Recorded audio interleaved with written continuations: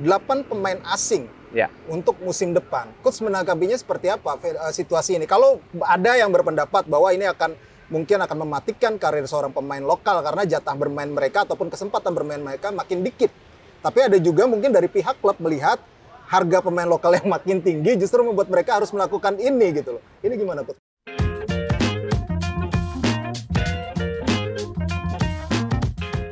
Welcome back to Discord, diskusi olahraga bareng Rais, dan kali ini saya kedatangan tamu istimewa yaitu Coach Rahmat Darmawan. Coach, apa kabar?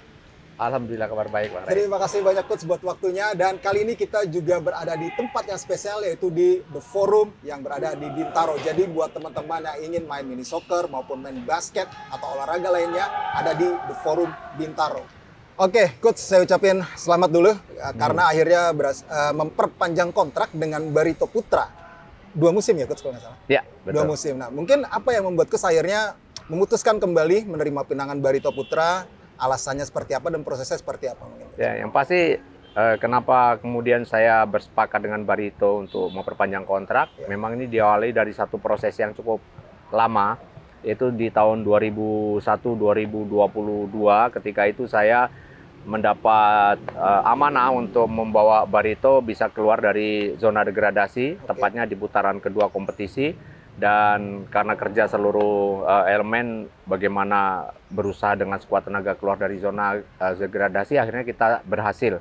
Dan kemudian di tahun berikutnya sebetulnya Barito waktu itu meminta kepada saya untuk tetap, tapi karena saya sudah ada agreement dengan satu klub Liga 2 yang baru naik ke Liga 1, tepatnya Rans. Akhirnya saya kembali dengan Rans. Kemudian setelah kontrak saya dengan Rans tidak diperpanjang, kemudian bertepatan dengan Barito baru saja mengevaluasi timnya, juga di putaran 1 menuju putaran kedua, kembali saya diminta untuk menakodai Barito dan untuk meminta, walaupun tidak ada degradasi ketika itu, tapi manajemen tetap menginginkan target kepada saya, memberi target kepada saya untuk keluar dari zona degradasi. Dan alhamdulillah kita bisa keluar dari zona itu, dan selanjutnya saya tetap berada di Barito untuk menatap kompetisi di tahun lalu atau tahun ini baru saja selesai dengan satu target tentunya. Kalau sebelumnya hanya bagaimana keluar dari degradasi, targetnya adalah ada di posisi 7 sampai dengan 3 atau 10. Oh, 7 sampai 10? Ya, tapi saya mentargetkan 7. Oke. Mentargetkan 7. Dan memang pada akhirnya musim tahun ini kita hanya ada di ranking 10. Tapi tetap kemudian manajemen memberikan kepercayaan kepada saya, karena tentu ada evaluasi yang telah kita berikan kepada manajemen, dan mereka mungkin juga mengetahui persis kenapa kita keluar dari target dari 7 menjadi 10. Ya, karena memang dalam proses perjalanan membangun sebuah tim itu macam-macam dinamikanya, dan rupanya manajemen memahami kondisi itu. Kemudian pada tahun ini saya diminta untuk membuat satu program untuk membangun Barito ini 2 tahun ke depan seperti apa. Dan tentu dengan satu beban target yang lebih ya, lebih tinggi dari apa yang sudah kita capai di tahun ini. Targetnya apa, Coach, untuk 2 tahun ke depan? 2 tahun ke depan yang pasti di tahun ini kita diharap bisa masuk di posisi 5 besar. Ya, setelah itu tentu di tahun yang kedua ya kita sekali lagi kita akan diskusi, karena untuk mencapai sebuah target yang lebih besar tentu selalu harus ada diskusi antara kita, terutama menyangkut tentang kualitas pemain, tentang hal-hal yang berkaitan dengan hal teknis, dan tentu juga hal yang berkaitan dengan non teknis yang perlu kita sama-sama sepakati. Walaupun saya tetap yakin bahwa pencapaian di musim depan dengan musim yang berikutnya itu akan bisa jalan dengan paralel kalau seandainya materi pemain yang sudah kita susun dari tahun ini akan dilanjutkan di musim berikutnya. Ya. Berombakannya ada berapa persen untuk menatap musim depan? Kalau untuk local players itu saya memang nggak menginginkan adanya sebuah perombakan yang besar, karena memang yang saya sampaikan tadi, tim ini sudah mulai dari cukup lama dibangun dari pemain-pemain muda. Dan itu pemain itu masih kita pertahankan. Kalau toh ada penambahan-penambahan, saya ingin penambahan dilakukan terhadap beberapa posisi oleh experienced players sehingga nanti bisa menambah kedalaman skuad kita. Karena evaluasi kita yang tahun lalu jujur ketika beberapa pemain kita harus memperkuat tim nasional negara mereka seperti yang di Filipina 2, kemudian ada pemain kita 1, itu maka di posisi-posisi yang ditinggalkan itu ya kita membutuhkan lagi orang ya untuk mengisi kekuatan di sana karena sekali lagi nggak mudah dan kalau kita tahu semua tim melakukan hal yang sama dengan kita. Siapa pemain yang paling coach incar banget kalau boleh tahu untuk musim depan? Saya rasa kita selalu berkomunikasi dengan manajemen dan kemudian kita sama-sama mengambil sebuah keputusan yang tentu semua keputusan itu lahir dari sebuah kesepakatan dengan kualitas dan yang berikutnya tentang harga. Ya. Tapi posisi apa coach yang paling banget mendesak untuk coach datangkan? Ya kita yang pemain kita sering hilang tahun lalu itu kan di posisi contoh ada Carly Demurga di center back itu sering dia pergi sehingga kita rentan ketika ada akumulasi terhadap pemain yang lain. Kemudian juga ada di posisi nomor 10 kita, ya lalu ada posisi pemain nomor 3 dan juga posisi nomor 6 kita juga kita butuh orang untuk ditambahkan di sana. Oke, itu baik lokal maupun asing ya coach? Ya, bisa lokal, bisa asing dan kita sedang menunggu juga regulasi yang akan dikeluarkan oleh operator kompetisi di musim depan seperti apa. Jadi akan sangat punya keterkaitan rekrutmen baik lokal maupun asing di posisi tertentu. Pemain asing dipertahankan semua atau ada yang tidak, coach?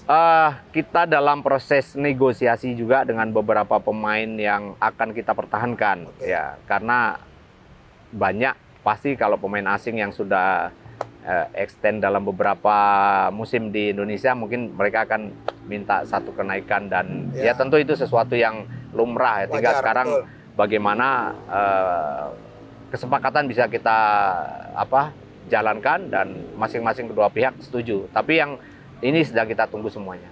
Yang sudah pasti bertahan siapa coach? Kan pasti sudah ada yang deal.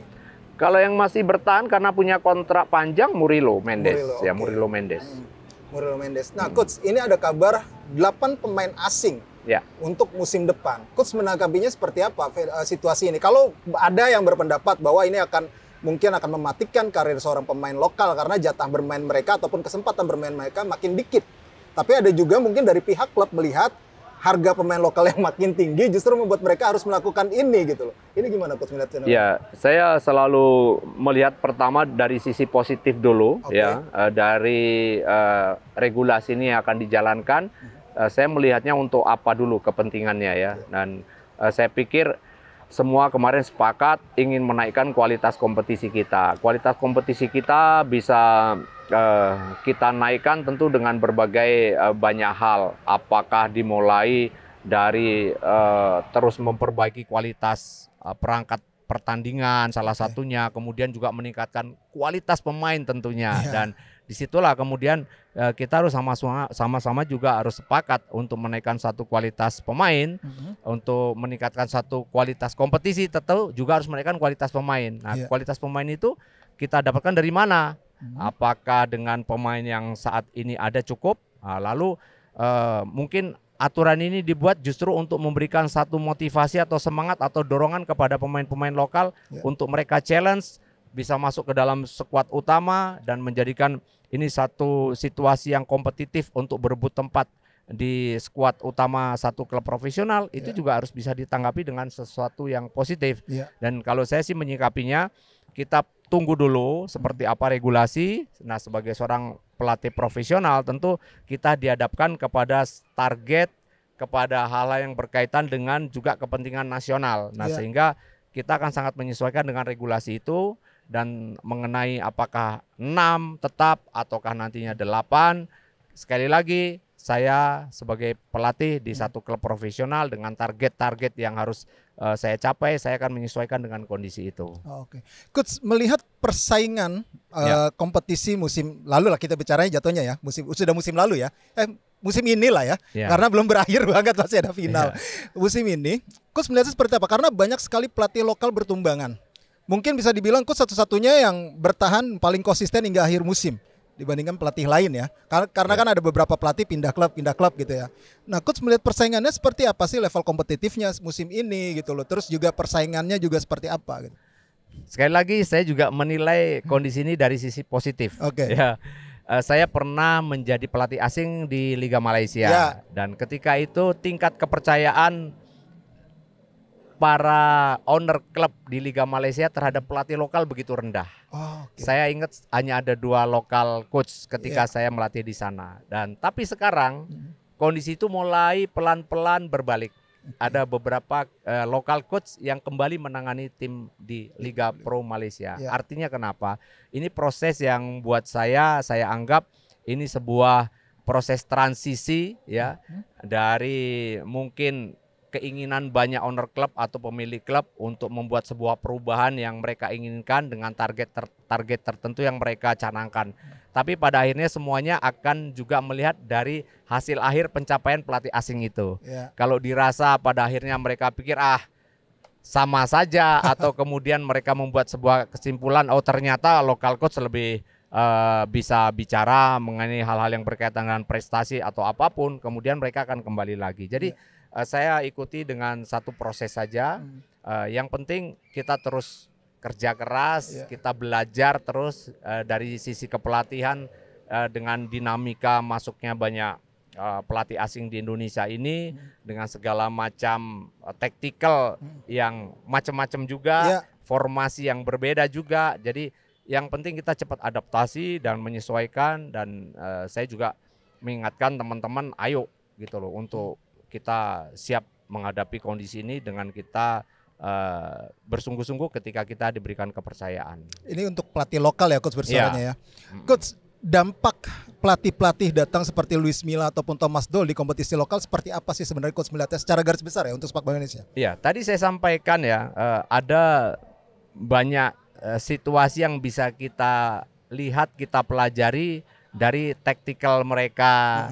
Kemudian dari pattern of play, yaitu kemudian yang paling penting dari filosofi mereka, ya karena pada akhirnya kita melihat nih perbedaan, mereka dengan si A, si B ini seperti apa, tacticalnya seperti apa. Nah, kalau dibilang itu sebuah hal yang kita istimewakan sekali, juga kita harus melihat dari hasil yang mereka capai dengan progres-progres yang mereka capai, dan menurut saya ada nilai positif pasti ya, karena contoh ada Thomas Doll, Luis Milla yang pernah masuk ke kita juga, lalu ada pelatih PSM dengan melakukan sebuah strategi permainan yang berbeda dengan sebelum-sebelumnya, lalu terakhir Persib Bandung yang merubah cara bermain ya untuk mendapatkan hasil yang lebih positif. Itu dinamika dalam sebuah tactical yang dilakukan oleh seorang pelatih.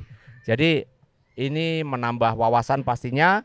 Sekali lagi saya banyak belajar dari situasi ini, dan tentu ini juga satu pelajaran buat saya dan teman-teman lokal coach yang lain untuk mengikuti hal-hal yang seperti ini, untuk kita bisa terus berusaha mempertahankan eksistensi kita di Liga Indonesia. Yang menarik juga begini coach, ada trennya klub-klub kita sekarang banyak sekali mempercayakan pemain muda.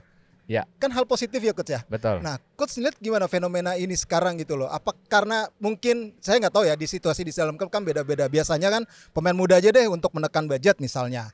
Nah, tapi juga untuk memberikan development dari klub itu, filosofi dari pelatih seperti yang tadi coach bilang ya. Nah, coach melihatnya seperti ini gimana nih untuk dampak kita sendiri? Iya, kalau toh ada kemunculan beberapa pemain muda di dalam satu klub profesional dengan kompetisi di level tertinggi di satu negara, itu biasanya juga akan sangat selektif, Bang Rais ya.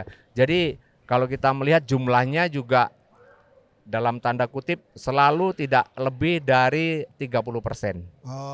Tidak pernah lebih dari 30%. Mau di klub mana saja ya. Sekarang kalau kita lihat, mungkin yang menurut saya kemarin yang kita terbanyak saya lihat Persis Solo. Oh iya. Persis Solo. Bukan Persija ya coach ya? Enggak, Persis Solo. Oh iya benar. Jadi kalau Persija sekarang mereka yang bermain reguler mungkin mereka hanya bergantian. Oh iya benar, iya benar. Tapi benar. kalau Persisolo mulai dari winger kirinya, Iya, Kakak, ya. benar. Kemudian ada beberapa pemain yang reguler main di sana. Tapi kalau Persija tetap dia di depannya. Terakhir ada Marco Simic, Betul. Rico, Betul. ya kemudian sebelumnya ada Witan, ya. Ya. Jadi nggak banyak, ya. Tapi sekali lagi kita apresiasi itu. Ya. Nah sama dengan di Barito, sekarang baru 3 yang hampir saya katakan pemain reguler. Ada Bagas, ada Bagus, sama satunya ada Ajis. Oh oke. Ya, Ajis. jadi memang nggak akan banyak. Tapi memang itu sesuatu hal yang biasa terjadi dan kita sangat tentu berterima kasih ya pemain-pemain muda ini mampu dimunculkan karena bukan soal kita paksakan tapi memang kualitas mereka layak untuk bermain. Iya. Jadi nggak cuma sekedar regulasi ya? Enggak. Sekedar regulasi, memang kualitas sekarang yang harus dibuktikan. Iya. Dan itu akan terbantu dari proses latihan yang dibuat dalam satu klub. Ya, karena memang mereka akan berlatih bersama banyak pemain-pemain yang punya kualitas bagus sehingga mereka cepat sekali terdongkrak. Oke. Coach, sekarang kita bicara nostalgia sedikit soal Coach pernah awal karir melatih Persikota ya Coach? Ya. Koreksi kalau saya salah. Melatih Persikota. Waktu itu gimana ngebangun Persikota hingga akhirnya menjadi tim yang sangat disegani sampai dijuluki bayi ajaib waktu itu? Ya. Ya, pada zamannya Coach itu seperti apa Coach waktu itu di Persikota waktu itu membuildnya gitu loh Coach? Ya, yang pertama memang waktu itu Persikota kenapa dibilang bayi ajaib karena ketika kita main dari mulai divisi 2 ya dulu nggak ada Liga 2 divisi 2 sampai utama ya. Divisi 2 itu memang sekali lagi yang bisa merubah kondisi adalah kualitas pemain. Jadi kualitas pemain yang kita mainkan di divisi 2 ketika itu semuanya hampir punya pengalaman di divisi utama. Karena contoh saya dari Persija, Tiastono Taufik Pelita Jaya, dan Noah Meriam Pelita Jaya ya. Jadi ada banyak pemain dari waktu itu sehingga dengan mudah kita menjuarai Liga 2 menuju Liga 1. Nah, Liga 1 juga sama. Yang lain-lainnya mungkin 50-50 tapi kita 70% sudah pengalaman main di sehingga proses itu mudah. Kenapa proses bisa kita lakukan? Karena memang balik-balik kita punya pendanaan yang cukup besar. Disokong oleh pendanaan yang cukup besar. Jadi kembali kalau ya harus jujur saya katakan sebuah proses klub bisa bertransformasi dengan cepat ya menuju satu level yang diinginkan. Memang sekali lagi kalau mau pakai jalan singkat, salah satunya adalah menyiapkan kualitas pemain dan kualitas pemain tentu akan dicapai dengan harga yang sesuai dengan yang diinginkan. Yang tentu nggak murah, tapi juga ada yang melalui sebuah proses yang tadi Bang Ray sampaikan lewat pembinaan dari klub sehingga nanti tidak terlalu mahal ini kos yang dikeluarkan. Nah, inilah pekerjaan rumah yang masih sama-sama harus kita pikirkan. Iya, benar-benar. Betul. Itu Persikota, Coach. Terus pernah ke Persipura. Betul. Persipura berhasil menjadi juara, terus dijuluki Profesor. Pertama kalinya. Waktu itu bisa dibilang banyak yang bilang sulit menangani para pemain Papua nih Coach. Coach waktu itu resepnya seperti apa sih bisa membuat akhirnya Persipura menjadi juara 2005 waktu itu? Iya, saya selalu proses dimulai dari belajar, melihat, mencermati apa yang kemudian saya putuskan atau saya lakukan di sana. Di 3 bulan pertama juga sama. Saya kesulitan menghandle kondisi dan situasi yang terjadi di tim Persipura waktu itu ya.